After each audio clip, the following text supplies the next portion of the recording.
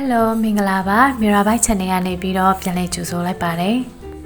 ဒီနေ့ပြပြပေးမယ်ခေါင်းစဉ်လေးကသင်ဘဝအတွက်မှန်ကန်တဲ့အသက်မွေးဝမ်းကြောင်းကိုဘယ်လိုရွေးချယ်မလဲဆိုတဲ့ခေါင်းစဉ်လေးပဲဖြစ်ပါတယ်တချို့တော်သူတွေကငယ်ငယ်တည်းကငါဘာကိုလုပ်ချင်လဲဆရာဝန်ဖြစ်ချင်တာလားဒါမှမဟုတ်အင်ဂျင်နီယာဖြစ်ချင်တာလားပေါ့နော်အဲ့ဒီ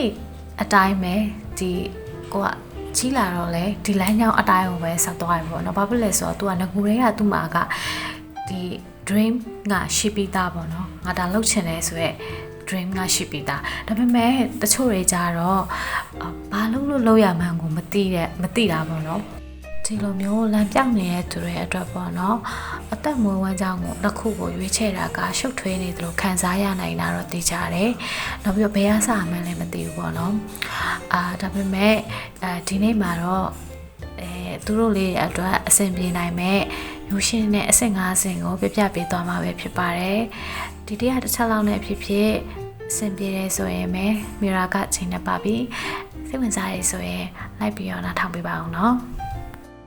နံပါတ်1အချက်ကတော့ကိုအရင်သိအောင်လုပ်ရပါမယ်ကိုမိကွန်းပြန်ထုတ်ပါငါဘာလို့လုပ်ရတာပြောတာလဲဥ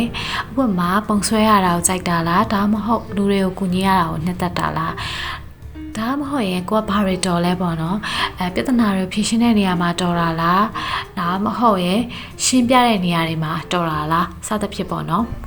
နောက်တစ်ခုကကြတော့ကိုကဘလို့ဘဝနေထိုင်မှုပုံစံကိုလိုချင်တာလဲပေါ့နော်လိုက်ရောညီထွေမှုရှိရဲ့အလုပ်ချိန်လားဝင်ကောင်းရတာမျိုးလားဒါမှမဟုတ်အလုပ်ကင်တည်ငြိမ်နေတာမျိုးလိုချင်တာလားပေါ့နော်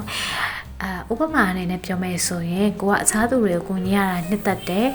ဒီ communication မှာလည်းကျွမ်းကျင်တယ်တည်ငြိမ်တဲ့အလုပ်တစ်ခုလည်းလိုချင်တယ်ဆိုရင်တော့ကျမ်းမာရေးစောက်ရှောက်တဲ့အလုပ်မျိုးပညာရေးဒါမှမဟုတ်ရင်အကြံပေးတဲ့အလုပ်တွေကိုလုပ်စေချင်ပါတယ်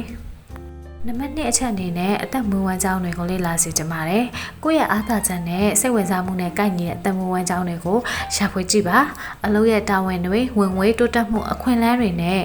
လုပ်ငန်းခွင်ဘဝတွေ့ကြုံရတဲ့အကြောင်းအရာတွေကိုလေ့လာစေချင်ပါတယ်ဥပမာကိုကဤပညာကိုစိတ်ဝင်စားပြီးတော့ပြဿနာတွေကိုဖြေရှင်းရတာကြိုက်တယ်ဆိုရင် software developer ဒါမှမဟုတ်ရင် data လေ့လာတဲ့သူတွေဒါမှမဟုတ်ရင် UI UX designer စတဲ့အခန်းကဏ္ဍတွေကိုလေ့လာကြည့်ပါနော်နံပါတ်3အချက်ကစမ်းသပ်ပြီးတော့သင်ယူပါအမှန်တကယ်လုပ်ငန်းအတွေ့အကြုံတွေရဖို့ဆိုရင်အချိန်ပိုင်းအလုပ်တွေအလုပ်သင်ဒါမှမဟုတ်ရင်စေတနာဝန်ထမ်းအလုပ်တွေကိုလုပ်ကြည့်ပါနော်အသက်မွေးဝမ်းကြောင်းဆိုင်ရာဗီဒီယိုတွေလည်းကြည့်ပါဒါမှမဟုတ်ကျွမ်းကျင်ပညာရှင်တွေနဲ့လည်းစကားပြောကြည့်ပါဥပမာအကြောင်းတစ်ခုမှာစေတနာဝန်ထမ်းလုပ်ရင်းနဲ့စာတင်ကြတာနှစ်သက်မှန်းသိလာတာမျိုးဒါမှမဟုတ်အခမဲ့ကွန်ပျူတာသင်တန်းတစ်ခုကိုတက်ရင်းနဲ့ program တွေရေးရတာကိုအရန်ကြိုက်တာကိုတွေ့ရှိလာတာမျိုးပေါ့နော်ဒီအချက်ကတော့ပန်းနိုင်တွေချမှတ်ပါရေတို့ပန်းနိုင် online သင်တန်းတစ်ခုတက်ပါ project တစ်ခုတည်ဆောက်ပါအတိမတ်ပြလက်မှတ်တစ်ခုရယူပါရေရှည်ပန်းနိုင်ပွဲတစ်ခုရယူပါအဲ့ဒီနယ်ပယ်မှာအလုပ်တစ်ခုရအောင်ယူပါအဲ့တော့ကိုလုပ်တဲ့အခန်းကဏ္ဍတိုင်းမှာလည်းတိုးတက်မှုရရှိအောင်တော့စူးစမ်းပါနော်ဥပမာတစ်ခုပေးရမယ်ဆိုရင်သင်ကဆရာတယောက်ဖြစ်ဖို့ဆုံးဖြတ်လိုက်တယ်ဆိုပါစို့ရေတို့ပန်းနိုင်ဆိုရင်သင်ကသင်ကြားရေးသင်တန်းတစ်ခုကိုပြီးဆုံးအောင်တက်တယ်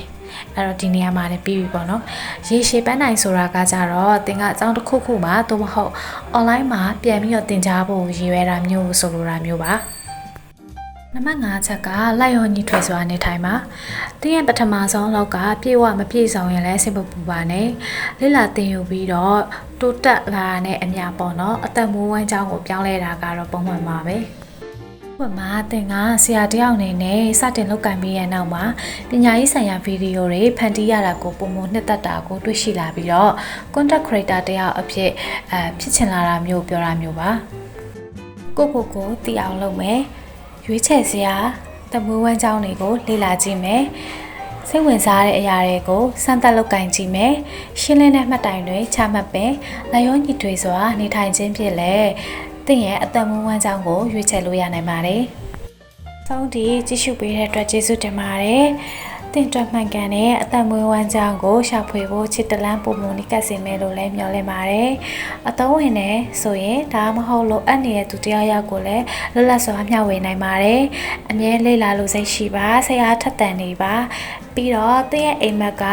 တကယ်ရှိနေရဲဆိုတာကိုလည်းမှတ်ထားပေးပါနော်နောက်တစ်ခါပြန်တွေ့ကြမယ်နော်ဘိုင်ဘိုင်